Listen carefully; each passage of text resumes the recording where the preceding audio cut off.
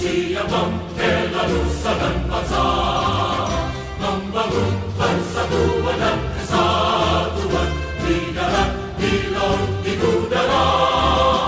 Prajurit TNI, patriot Nusantara, bersama rakyat bangun negeri tercinta, negara Republik Indonesia.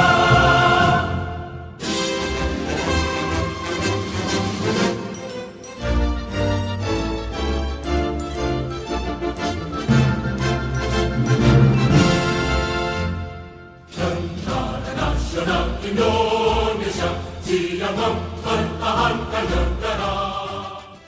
Polda Gorontalo tentunya mengucapkan selamat ulang tahun ya bagi TNI, khususnya Korem 133 Nani Warbone ya.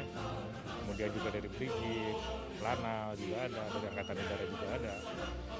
Seperti yang tadi disampaikan dalam pidato Bapak Presiden bahwa TNI dan Polri akan all out membantu pemerintah daerah dalam mencegah COVID-19.